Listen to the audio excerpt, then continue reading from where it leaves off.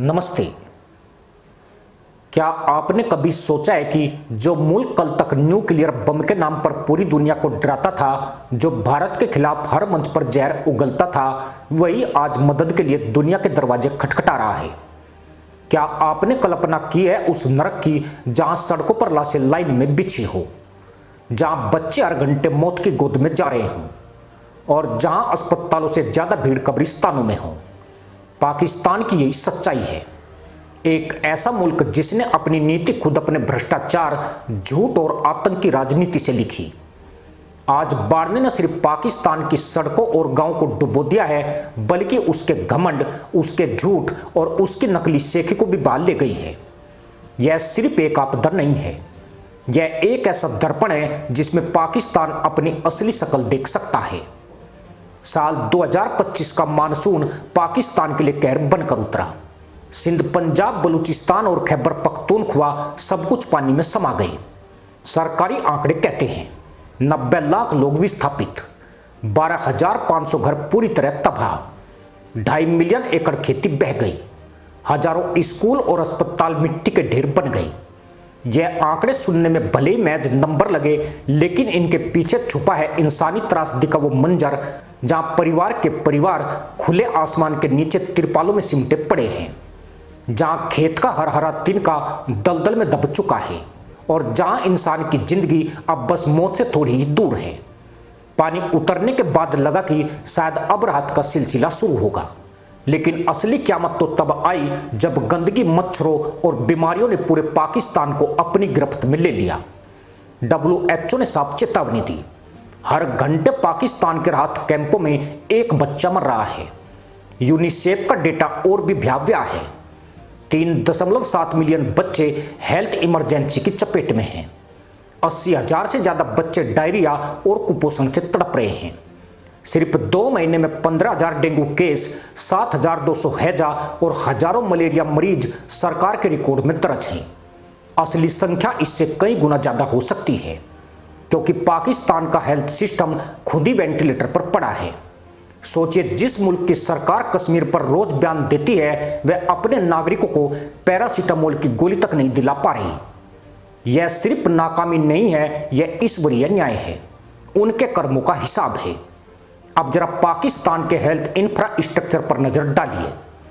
University of Lahore की एक study कहती है कि पाकिस्तान के ग्रामीण इलाकों के 87% हिस्सों में डॉक्टर मिलना नामुमकिन है। गांव का आदमी 15 किलोमीटर पैदल चलकर भी सरकारी अस्पताल पहुंचेगा या नहीं, इसकी कोई गारंटी नहीं है। और अगर पहुंच भी गया तो वहां न दवा है, न वेंटिलेटर और न स्टाफ। WHO की रिपोर्ट कहती है कि पाकिस्तान में हर 1,000 नागरिकों पर सिर्फ 0.9 डॉक्टर हैं, जबकि भारत में यह संख्या 1.3 और अमेरिका में 2.6 है। ऐसे सिस्टम में जब महामारी फैलती है तो अस्पताल नहीं, कब्रिस्तान भरते हैं। पाकिस्तान की सरकार कहती है कि उन्होंने रेस्क्यू मिशन शुरू कर दिया है। हकीकत यह है कि उनके रेस्क्यू कैंप कैमरे के सामने टेंट गाड़ने तक सीमित है। अंदर जाकर देखें तो एक टॉयलेट में दर्जनों परिवार पीने के लिए गंदा पानी और खाने के नाम पर सूखा बिस्किट। रात का पैसा कहां जा रहा है? ट्रांसपेरेंसी इंटरनेशनल की 2024 की रिपोर्ट कहती है कि पाकिस्तान दुनिया के सबसे भ्रष्ट 140 देशों में शामिल है, और जब बाढ़ राहत फंड आता है तो उसका 40% सीधा अफसरों और नेताओं की जेब में चला जाता है। जनता के हिस्से में आता है तो बस धोखा और सड़ा राशन। यही वजह है कि लोग कह रहे हैं हमें मदद नहीं, हमें जीने का हक चाहिए। यूनाइटेड नेशंस डेवलपमेंट प्रोग्राम की एक रिपोर्ट बताती है कि पाकिस्तान की 39% आबादी गरीबी रेखा से नीचे है। ऐसे में जब बाढ़ जैसी तबाही आती है तो यह सिर्फ एक प्राकृतिक आपदा नहीं रहती, यह पूरे मुल्क के लिए मौत का उत्सव बन जाती है। राहत सामग्री अगर अंतर्राष्ट्रीय एजेंसियों से आती भी है तो उसे बीच रास्ते में लूट लिया जाता है। वर्ल्ड बैंक ने साफ लिखा है कि पाकिस्तान में 2022-23 की बाढ़ के दौरान आए $16 बिलियन के फंड में से आधा पैसा घोटालों और फर्जी प्रोजेक्ट्स में गायब हो गया। 2025 की बाढ़ में भी वही खेल दोहराया जा रहा है। इस बीच पाकिस्तान की आर्मी और नेता जनता को झूठे दिलासे दे रहे हैं।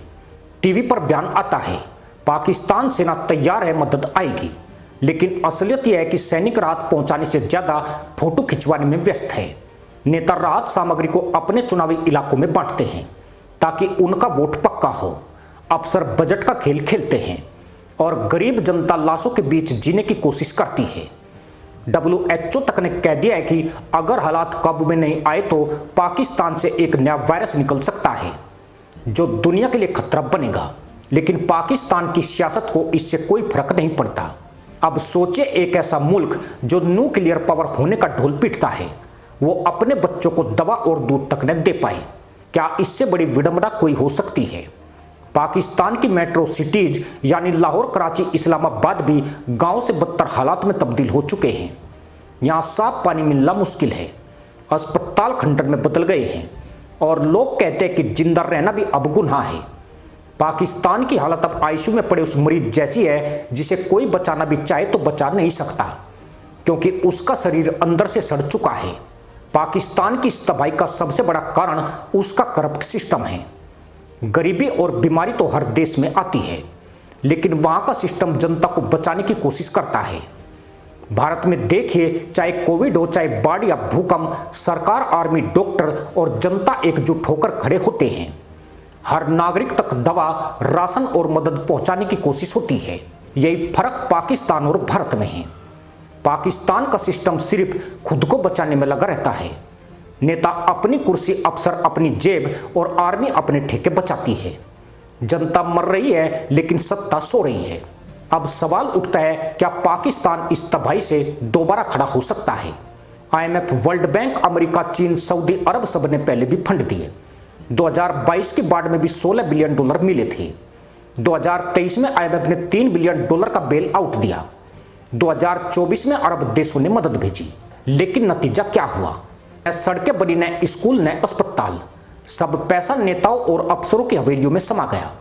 और यही वजह है कि आज भी जब पाकिस्तान मदद मांगता है तो दुनिया उसे शक की नजर से देखती है, क्योंकि सबको पता है यह मदद का मतलब है नया घोटाला।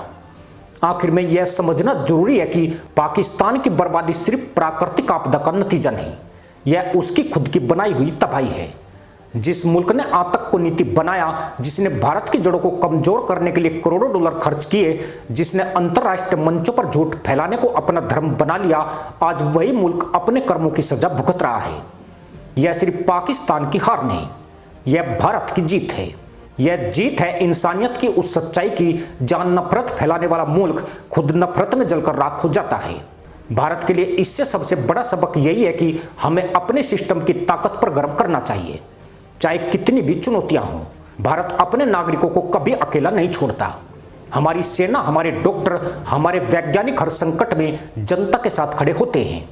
यही फर्क है एक जिम्मेदार मुल्क और एक नाकाम राज्य में।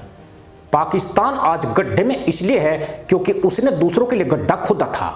बाढ़ ने साबित कर दिया है, जो मुल्क झूठ और नफरत पर खड़ा होता है उसका अंजाम सिर्फ बर्बादी होता है। पाकिस्तान ने सालों तक भारत को आंख दिखाई, आतंक पनपाया, झूठ फैलाया, लेकिन आज वो खुद अपनी कब्र में धंस चुका है। यह सिर्फ पाकिस्तान का तिया पाचा नहीं है, यह उस सोच का तिया पाचा है जो नफरत और धोखे पर बनी थी।